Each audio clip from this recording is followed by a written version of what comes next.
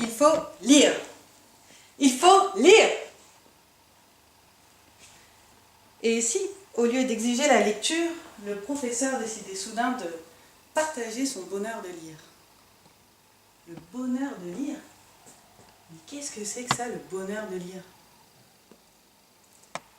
Mais savez-vous qu'une lecture bien menée sauve de tout, y compris de soi-même? De l'aveu de Montesquieu, il n'a jamais eu un chagrin qu'une heure de lecture ne lui ait ôté.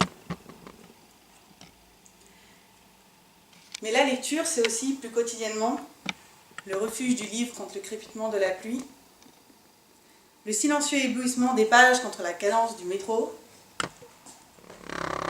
le roman planqué dans le tiroir du secrétaire, la petite lecture du prof quand planchent ses élèves, elle est savoureuse celle-là, et l'élève de fond de classe lisant en douce en attendant de rendre copie blanche. Tiens, il me dit quelque chose cet élève.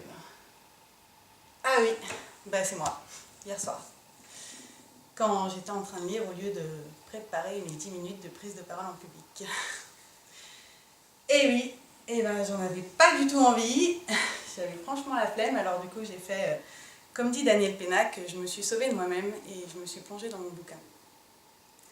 Et il se trouve que mon bouquin c'était comme un roman et que j'en étais exactement à ce chapitre-là. Alors je vous laisse imaginer comme ça a résonné en moi ces quelques phrases, je m'y suis bien reconnue. Alors, c'est bien gentil, mais pourquoi je vous raconte tout ça? Pourquoi je vous ai lu ce petit extrait? Parce que finalement, c'est pas si loin que ça du sujet dont je voulais vous parler, qui est mon choudoudou à moi, la BD. Parce que finalement, la BD, qu'est-ce que c'est? C'est un livre. Et moi aussi, je me réfugie dans mes livres. Et au départ, je voulais vous raconter l'histoire de la BD, je voulais vous raconter les différents formats de la BD, je voulais raconter les différents styles de la BD, mais voilà, j'y arrivais pas. Et j'avais prévu de vous parler au départ de ce livre, Kill Ilana Song, qui est pour moi une des plus belles BD que je connaisse.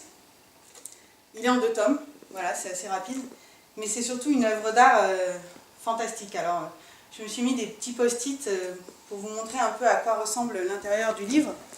On a vraiment, c'est une seule personne qui a écrit cette histoire, on a vraiment 2 styles de dessin, le dessin de narration, ça se passe en Afrique, on a la grosse maman là, j'adore quand elle pleure sur son petit loup, et on a des dessins quand on rentre dans le monde imaginaire, qu'on se sentirait proche de la photographie, on ne sait plus où on est vraiment.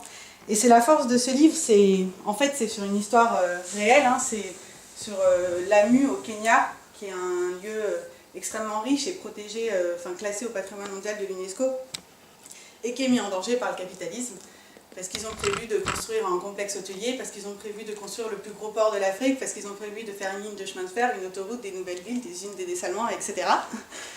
Et donc on vit cette histoire-là, mais en même temps à Lamu, à la base c'est des pêcheurs, c'est des paysans, c'est des chamans, et on est avec le Tom Sawyer africain qui s'appelle Naïm, c'est un petit garçon. Et dans l'histoire, il se retrouve embarqué sur cette barque au milieu de l'océan avec le chaman qui est complètement malade, hein. Je veux dire, et il se poudre le visage de cocaïne. Et ce que j'adore, c'est la façon avec laquelle il représente les émotions. On se retrouve là, en plein milieu de la tempête sur l'océan. Sur le petit bateau, on est en train de faire un gros surf sur la vague monstrueuse et je veux dire, voilà comment sont les personnages, les expressions. Moi, je le vis à fond, là, le surf sur mon bateau, je suis le petit garçon et je flippe, je suis le chaman qui est complètement pété et qui se rend compte de rien. Et voilà, jusqu'à la catastrophe, là quand même, c'est excellent. Enfin, voilà, je suis dedans. Et voilà, et quand on rentre dans le monde de l'irréel, à nouveau on passe sur un autre type de dessin, on est quasiment à nouveau dans de la photographie et on passe dans le monde des chamans et de l'imaginaire complet.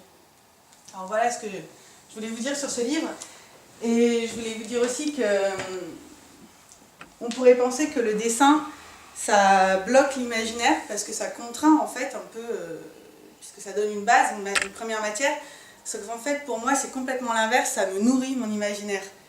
Et je peux passer des heures sur un dessin, justement parce que je le trouve super expressif et j'ai l'impression de vivre le moment avec les personnages et j'ai envie de le vivre encore plus longtemps. Alors, en général, après, je m'allonge sur mon lit et je regarde mon plafond et je fais rien, je rêve. Et c'est un petit peu pour ça aussi que ces 10 minutes de prise de parole en public ont été aussi complexes pour moi. Déjà, je n'en avais pas très envie, j'avais du mal à m'y mettre.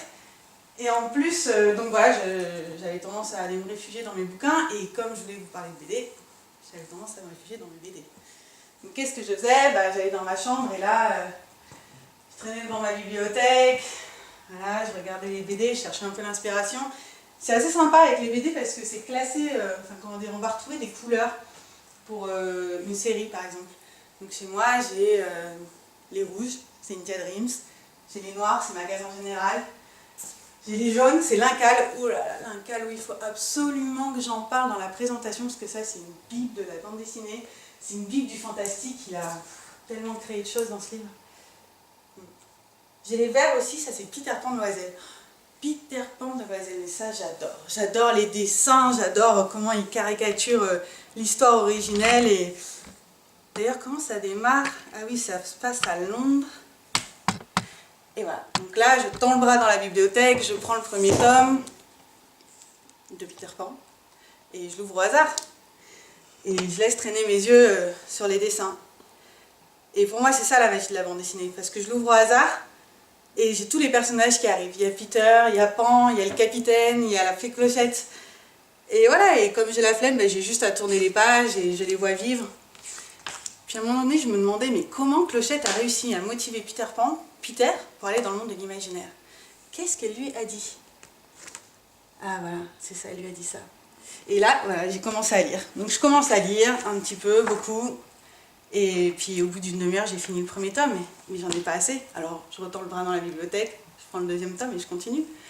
Et voilà, ça fait 2 heures que je suis chez moi, j'ai encore rien fait pour mes 10 minutes de prise de parole en public.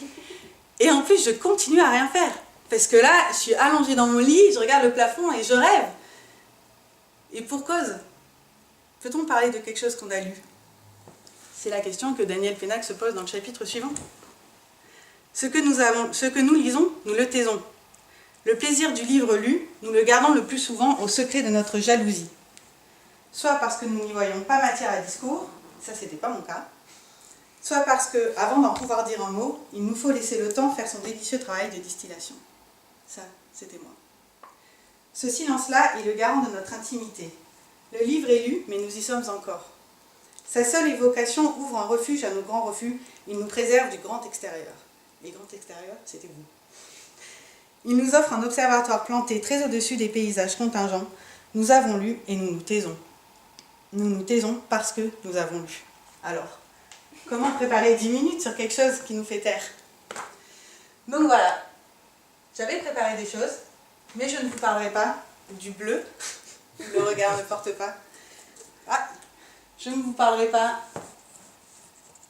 de Torgal, qui a nourri toute mon imagination d'enfant. Surtout avec son deuxième monde, avec le serpent Nidhogg, avec la gardienne des clés, avec les nains, avec... c'est un monde extraordinaire.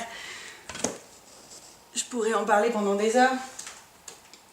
Je ne vous parlerai pas de la suite de Le regard ne porte pas, un autre type de bleu. Je pourrais en parler longtemps aussi. Et encore plein d'autres. Voilà, j'avais préparé un peu des webcomics XKCD, un ancien de la NASA qui fait des petites blagues scientifiques et avec beaucoup de poésie. Vous pourrez les lire après. Muchacho, le fameux Kili Lanasson, c'est la première BD dont je vous ai parlé. J'en ai encore plein. Et voilà, Astérix et Obélix, Gaston Lagaffe. Ah, j'avais vraiment envie d'en parler parce que celui-là, tout le monde le connaît. Puis, tellement d'humour et tellement d'imagination. Je veux dire, faire une grotte avec des livres de la bibliothèque, je trouve ça absolument excellent. Et voilà, je vous ai quand même un peu parlé de la fée Clochette. Nausicaa, le plus beau conte écologique. Vraiment, je vous encourage à le lire. Bon, c'est un manga, c'est en 7 tomes, c'est un peu long, mais sinon, il y a un film aussi. À la quête de l'oiseau du temps, la première BD sur le fantastique et la naissance de tout. L'Antfest n'est qu'une suite de la quête de l'oiseau du temps. Donc voilà, mais je vous aurais pas parlé de tout ça, mais je vous aurais parlé quand même un petit peu de ce monde de la BD, de ce que ça représente pour moi, de ce que lire représente pour moi, de mes difficultés à préparer ces 10 minutes de prise de parole. Et peut-être, je l'espère, vous aurez entendu mon invitation à rêver.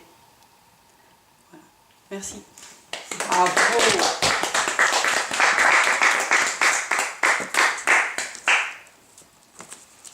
19 secondes de trop. Non mais elle n'avait pas commencé tout de suite.